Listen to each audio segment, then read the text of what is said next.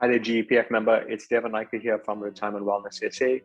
And today I've got an important message for those of you who are working for government and you age 50 and above.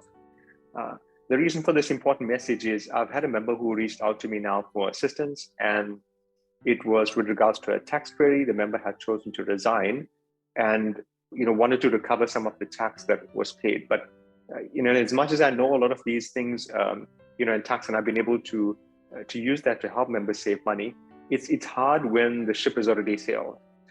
So the purpose of today's discussion is just to give you some background into what happened in this member's case, and I want to empower you with the knowledge so that when it comes to you making that decision to retire or resign, you're going to make a better decision, and we avoid the mistake that this member's made. So let's quickly have a look at it. Now, again, some bit of background. Maybe this is something that you might be able to relate to. The member mentioned to me that there was a lot of frustration, working within government, simply because they were not able to get a promotion, so they're stuck in the same position for many, many years. In addition to that, the working conditions became a lot more stressful and challenging over time. And maybe it is you having going through the similar type of situation. What I want to share with you is sometimes we feel that the grass may be green on the other side, but I don't want you to be blindsided by that. It's important for you to take everything into account. And on this end, I'm going to be guiding you on what happens with your GEPF money.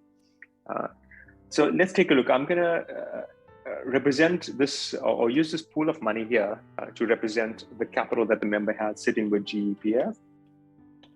So that's this pool of money. And we've got a few options that are available when you moving this money forward. So the first option is the member could have had this money transferred to the new company that the member had worked for. And this is basically moving this money away from GEPF. So you're taking it away from here. Apologies, let's do that one again. So you're moving this money away from here and you're moving it into the new company. So the new company now can, assist you with that. But this was something that the member had not, wasn't able to work with.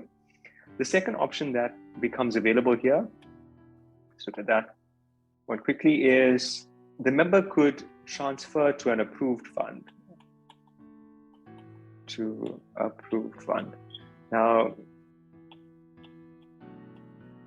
many of you may already know, what an approved fund is. You might have heard of it as being a preservation fund. It's just it's a fund that's going to allow you to not pay any tax. So just think of it, from that perspective. There's a lot more elements and components to it.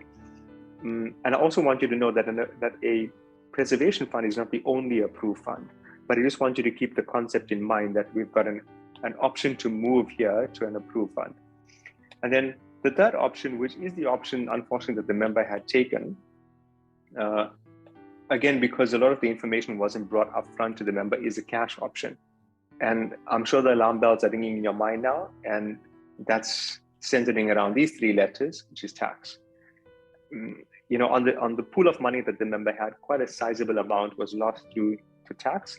And the reason for this is we only get a lot of tax benefits when we get to retirement age, and retirement age is from age 55 onwards. So because this member was not yet at age 55, the tax-free portion, according to our current tax tables, was only 25,000. In this case, the member didn't have any pre-98 tax benefits.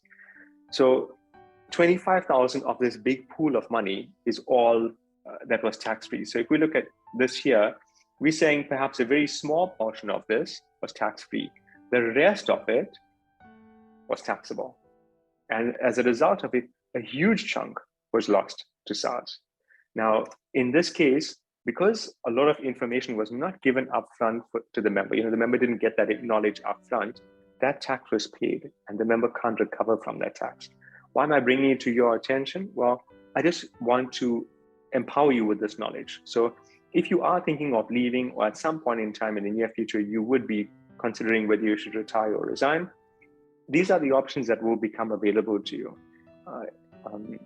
If you are looking at resigning, then more specifically, it will be these three options, in which case we just want to be mindful of them and do the tax planning in advance. The same applies if you happen to retire. So you're still going to be liable for tax on your gratuity. You're still liable for tax on the income that you receive monthly, which means it's critically important for you to get your tax planning done in advance so that everything runs smoothly. Now, I'm not permitting any excuses from you, for losing money unnecessarily for tax, because my Retire vs. Resign guide, which I sell to government employees at 499 Rand, I've decided to make this free for a limited period only. So, which means you don't pay anything for it. Why you want to get your hands on it is, in it, I'm discussing 7 secrets that every GEPF member must know when they're making that decision to either retire or resign. There's a step-by-step process in there, and it's got exactly all the elements that you're going to need to complete in order for you to run the comparison. I'll place a link in the post below so that you're able to get access to it. Please download it. I'd love to hear your thoughts, and please let me know how you found this video as well. Thanks. Go out.